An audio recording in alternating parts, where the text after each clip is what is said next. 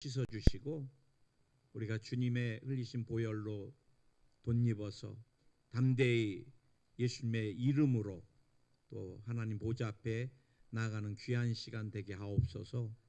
오늘 말씀의 깨달음의 은혜를 더해 주시고 성령께서 예배자들을 부르셨음에 말씀으로 위로하시고 치료하시고 기적을 베풀어 주시고 우리 모두를 새롭게 하여 주시옵소서. 기대합니다. 또 소망합니다. 모든 생명 예수님께 있습니다. 예수님의 이름으로 기도드립니다. 아멘. 우리 한번 옆에 사람 인사하겠습니다. 잘 오셨습니다. 또 은혜 많이 받읍시다.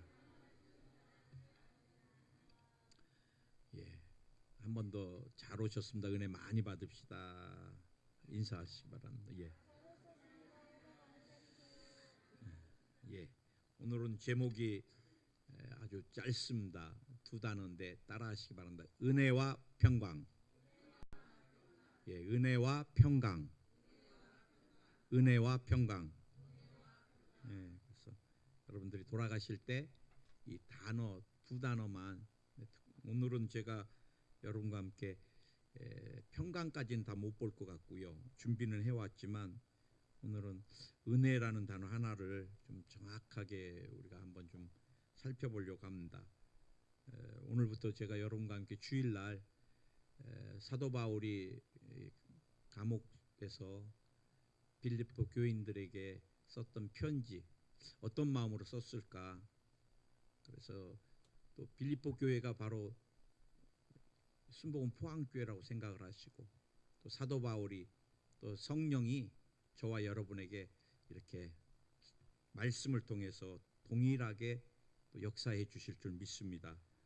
그래서 우리가 주일날은 빌립보서를 계속해서 이제 강해해 나갈 텐데, 이 빌립보서의 주제는 한 단어로 말하라 그러면 기쁨입니다. 기쁨. 그래서 빌립보서에는 이 기쁨이라는 단어가 16번 나와요. 이 사도 바울은 기쁨을 언급할 때 내가 기뻐하니 너희도 기뻐하라. 지금 내가 감옥에 있으면서, 여러분 사도 바울이 그 당시 투옥됐던 감옥은 지금의 감옥과 비교가 안 돼요. 뭐 지금은 인권이다 뭐다 또 뭐 면회도 되고 뭐 많은 것들이 참 자유로운데, 언젠가 한번 중앙아시아에서 복음을 전하다가 그 나라가 무슬림 국가여갖고 이슬람 국가여가지고 체포돼서 감옥에 갔던 목사님이 사도 바울의 서신이나 여러 가지를 쭉 읽으면서 감옥이 한국 감옥과 완전히 다르더라는 거예요. 불빛 하나 없고 그 감옥에서 나중에 좀 햇볕이 들어와, 아니 빛이 조금 비쳐서 환해져서 천장을 보니까 수백 마리의 모기가, 그래 뭐 온몸이 모기에 찔려서 모기 때문에 죽을 뻔했다고 간증하시더라고 목사님이. 근데 여러분 이 사도 바울이 그 당시 투옥됐던 감옥도 아마 여건이나 여러 가지가 굉장히 열악했을 거예요. 그러나 내가 이런 환경에서도 기뻐하니까 너희들은 그래도 나보다 훨 좋은 환경이니까 내가 기뻐하니 너희도 기뻐하라. 여러분 삶의 좌절, 경험, 절망, 어떠한 환경 가운데서도 기뻐하라는 것입니다. 이 사도 바울이 빌립보 교회를 향한 이 기뻐하라는 말에는 특별한 의미가 있어요. 이 기쁨은 세상적인 기쁨이 아닌 종말론적인 기쁨인 거예요. 여러분 우리가 이 땅에서 살면서 기뻐할 일들 참 많습니다. 뭐 목사님 아이가 잉태되게 해주세요. 제가 오사카에 있을 때 아무래도 애가 들어서지 않고, 그 다음에 인공수정을 해도 실현간 아기를 해도 안 들어서고, 그런데 제가 임기 마치고 돌아올 때쯤 애가 잉태가 된 거예요. 굉장히 오랜만에. 그 기쁨은 말도 못하는데, 나중에 제가 한국에서 사역하는데도 얼마나 좋은지 전화가 왔어요. 목사님 딸인데요. 너무너무 이뻐요. 그러지요. 그 오랜 세월 기도하면서 기다려서 하나님 주신 생명인데, 여러분 우리가 아이를 낳고 기뻐하고 직장이 들어가면 기뻐하고 또 많은 축복을 받으면 기뻐하고 또 건강이 회복되면 기뻐하고, 그러나 사도 바울이 우리에게 오늘 빌립보 교인을 향한 기쁨은 이 세상적에서 얻는 그 기쁨도 기쁨이지만 더 중요한 것, 세상이 줄 수 없는 기쁨을 가지고 기뻐하라는 것입니다. 그가 감옥에 있으면서도 기뻐야 할 수 있었던 것, 그것은 하나님이 위로하시는 위로, 하나님 나라의 영원한 생명을 향한 기쁨. 제가 최근에 저희 큰형님을 통해서 이런 기쁨이 어떤 기쁨인가를 느껴지는 것 같아요. 참 한 영혼이 주께로 돌아오는 게 얼마나 어려운지 몰라요. 저희 큰형님, 큰형수는 신앙이 없다가 하나님께서 은혜를 베풀어 주셨어요. 작은 아이가 들어서질 않아요. 10몇 년이 지나도. 그래 많이 고민해요. 그리고 저희 어머님에게 늘 우리 큰형수가 상담했던 기억이 나요. 아이를 입양해서 내가 낳지 않아도 키운정이 뭐 똑같이 친 아이와 같을까요? 저희 어머님이 그래 기른 정이 더 많다 그러더라. 그래서 저 애기 하나 입양해서 그럼 네 애로 키워라. 그런데 신앙이 없는데도 하나님 앞에 작정하고 동네 장로교회 새벽 예배를 나가셨어요. 그런데 하나님이 정말 생명을 주셨는데, 그때는 형수님이 좀 몸이 많이 좀 이렇게 나으셔가지고 산부인과 의사가 뭐 그때 당시는 뭐 낙태 이런 게 죄 뭐 여러 쉬운 일이어가지고 몸이 속살이 이렇게 찌면 애가 위험하기 때문에 또 산모도 위험하니까 애를 갖지 말라는 거예요. 그래 많이 이 사람 저 사람이 말겼는데도 하나님이 주신 애인데, 하나님 주신 생명인데 나는 낳아야 되겠다.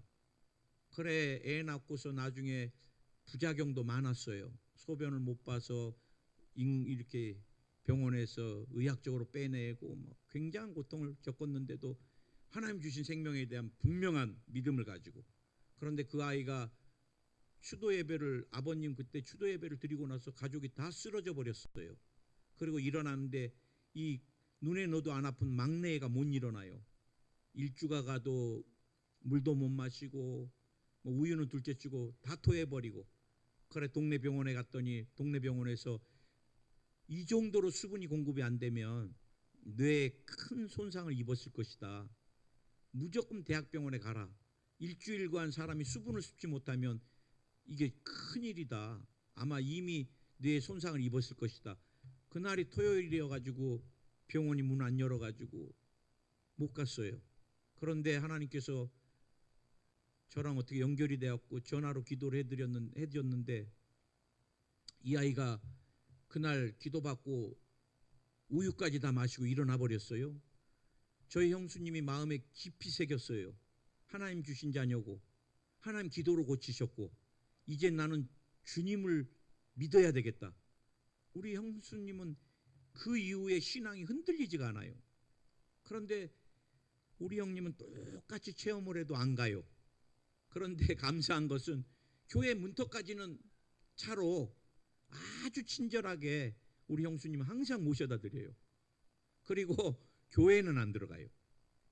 저 같으면은 거기까지 왔으면 잠깐 들어가서 1시간 좀 예배 드리고 가면 괜찮을 것 같은데, 그래 늘 안 들어가고 숨어서 바깥에서 담배 피시고 안 들어가요.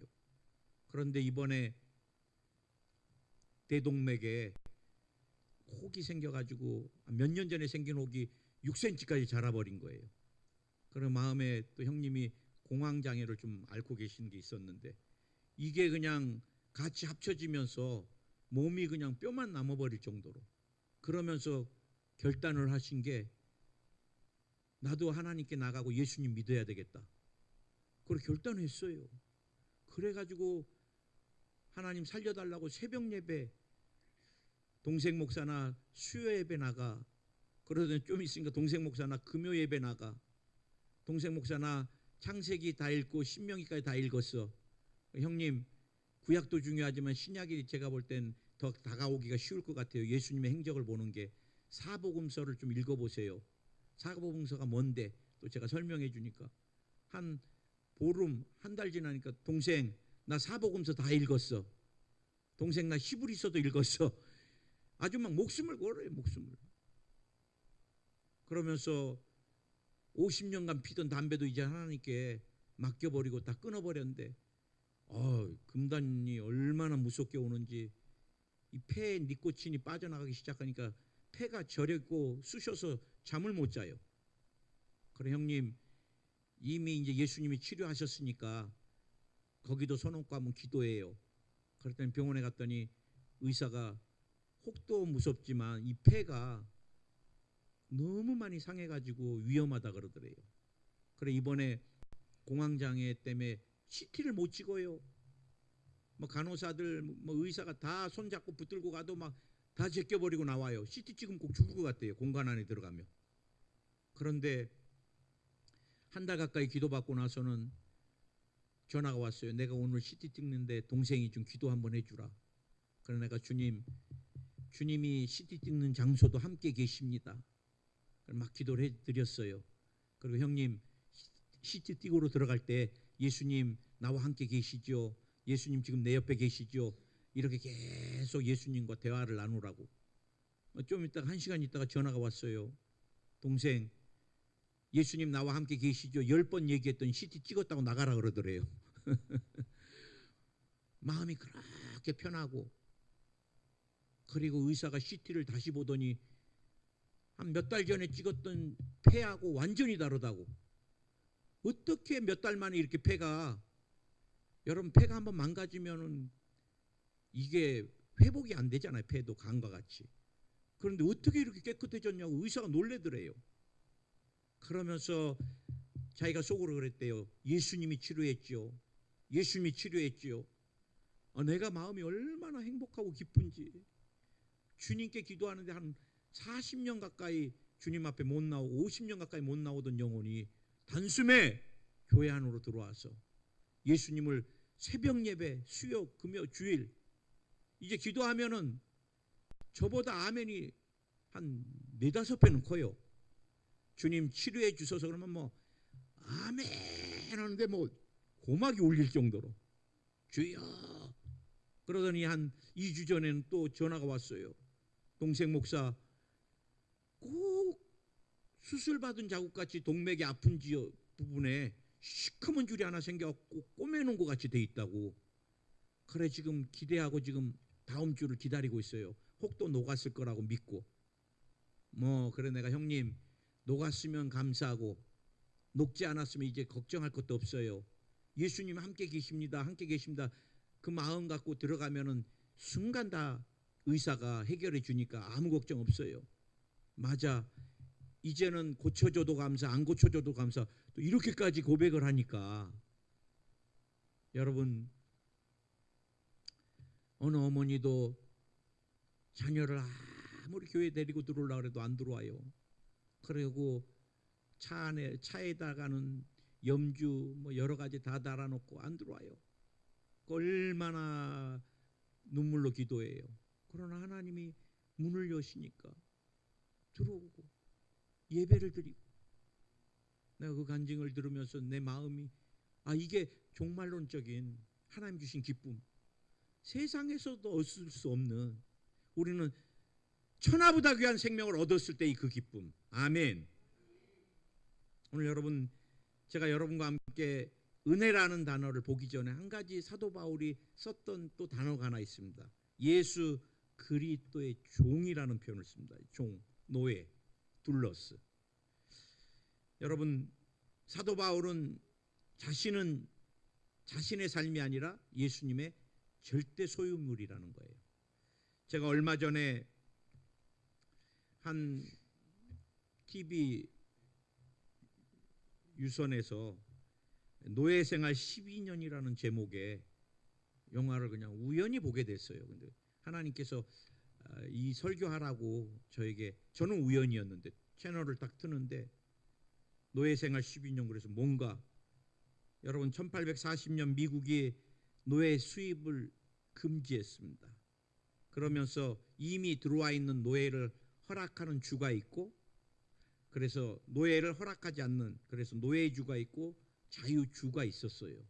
그런데 이 사람은 음악가 솔로몬 노선이라는 사람인데, 백인들이 이 사람을 납치해가지고 노예가 인정되는 노예주로 팔아버렸어요. 그래서 이 사람은 두 이름을 갖고 있는, 솔로몬이라는 이름과 플랫이라는 노예의 이름을 갖고 12년을 사는데, 저는 노예가 그렇게 비참한 줄 몰랐어요. 주인 말을 안 들으면 목을 매고요, 먹을 것을 안 주고요, 햇볕에 사람을 말려 죽여요, 도망가다 걸리면 목을 매고요, 조금만 일을 하루에 목화 같은 것을 좀 목표량에 도달하지 못하면 채찍을 맞고. 그런데 더 마음 아픈 것은 동료, 노예로 끌려온 동료들을 때려야 되고 목을 매야 되고, 그건 주인이 시키는 대로만 하는 거예요.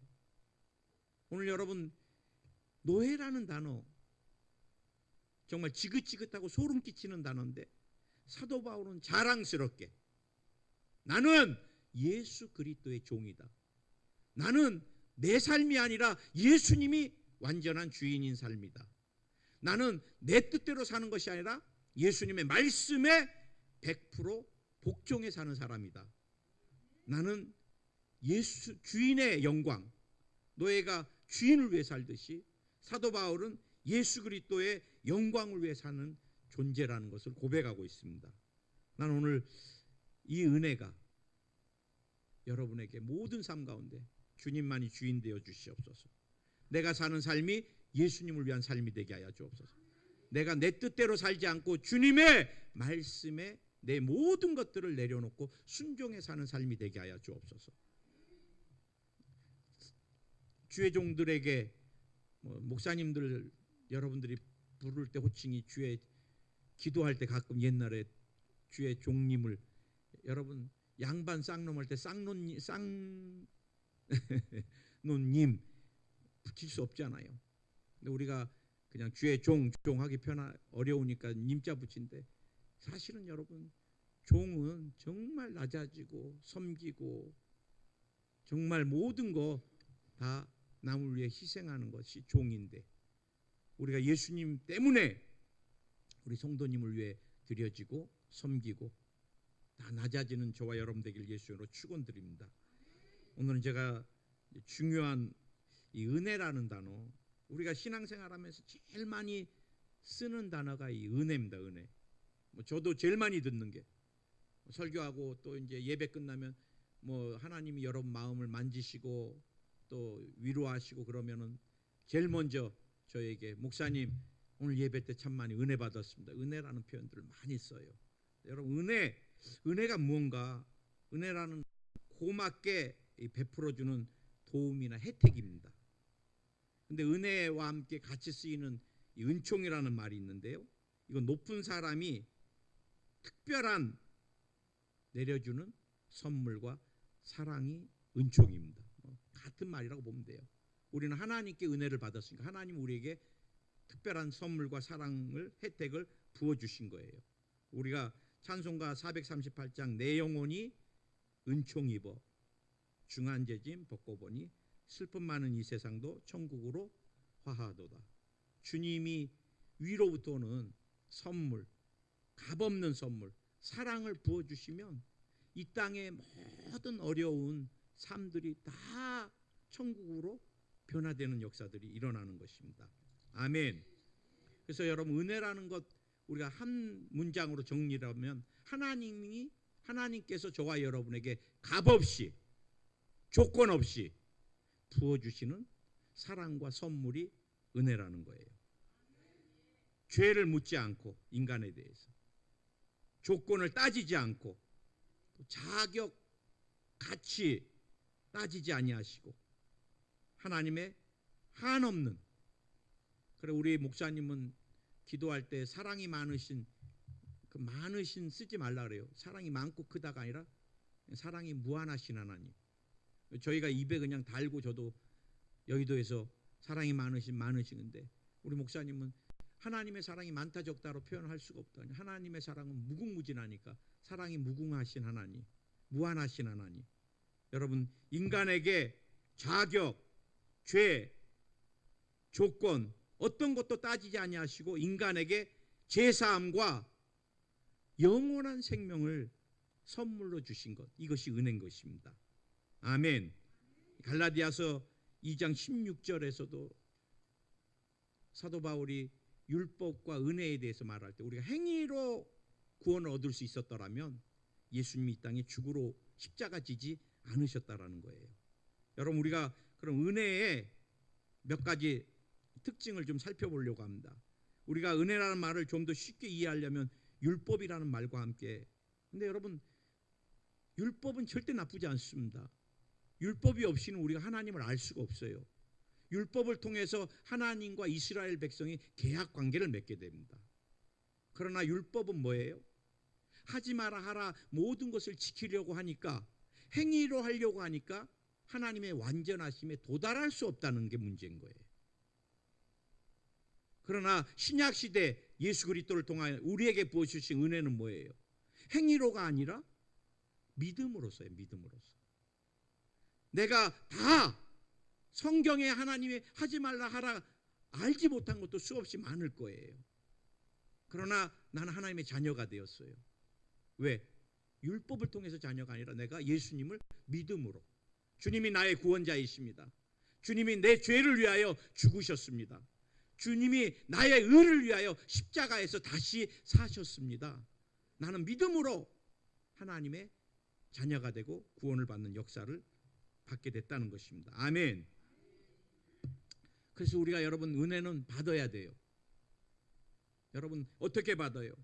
우리가 주님을 인격적으로 만나고 체험하는 것입니다. 첫사랑은 뭐예요? 내가 누군가, 어디에서 와서 왜 살며 어디로 가는 존재인가? 정말 내세는 존재하는 걸까? 우리가 여러분 내일을 알지 못하고 살아가고 길을 잃어버린, 영혼의 길을 잃어버린 저희들에게, 우리들에게, 죄인들에게 누가? 예수님이 찾아오신, 그래 주님을 만나, 아 내가 하나님의 자녀구나, 내가 지금까지는 죄인이었구나, 그러나 내가 예수님 만나고 이제 하나님 백성이 되었구나, 아 나는 죽으면 이제 천국 가는구나, 내가 나를 깨달았을 때 얼마나 행복해요. 그래 우리가 주님 처음 만났을 때 그 첫사랑, 저도 잊을 수가 없어요. 주님 처음 만났을 때. 또한 제가 주님을 처음 만났다가 한 3년 정도 주님과 그냥 멀어져 가지고 주일 성수도 안 하고 그냥 내 마음대로 살다가 군대 가서 다시 가기 전에 3년 만에 주님을 만났을 때, 주님 이제 절대로 주님 떠나지 않겠습니다. 그게 이제 너무 주님이 좋아서 나중에 주의 종의 길까지 오게 됐는데, 여러분 우리가 날마다 예수 그리스도를 십자가에서 만나는, 나를 위해 죽으시고 나를 위해 부활하신 그 예수님 날마다 만나고 만나는 체험, 이게 은혜 체험인 거예요. 아멘.